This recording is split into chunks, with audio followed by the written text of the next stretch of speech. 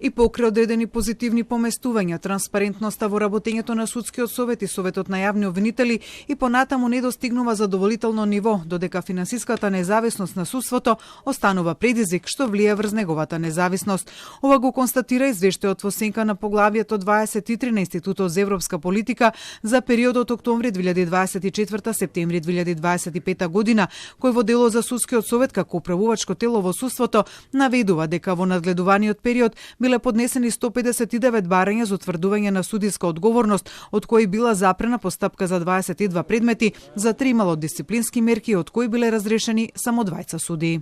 Судскиот совет треба да обезбеди конзистентност, пропорционалност и предвидливост при водењето на постапките за утврдување одговорност на судија и председател на суд со цел зајакнување на правната сигурност и довербата во дисциплинските механизми.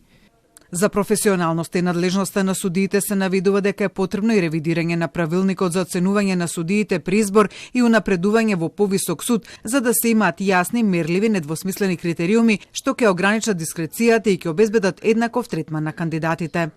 Потребно е судскиот совет јавно и навремено да ги објавува ранг листите на кандидатите за избор и унапредување во повисок суд, вклучително и бодовите по поединечни критериуми, како и јасни и детални образложенија за донесените одлуки или за секое отстапување од ранг листата. За ефикасноста на судството, како што се наведува во извештајот НЕПИ, според податоците од годишниот извештај на Судскиот совет за 2024 година, судовите во таа година не успеале да го совладаат приливот на предмети и го зголемиле заостатокот на предмети на 3724. Од вкупно 34 суда, 18 биле ажурни, додека 16 суда биле неажурни, вклучително и Вишиот управен суд, 3 апелацијски суда и 12 основни суда.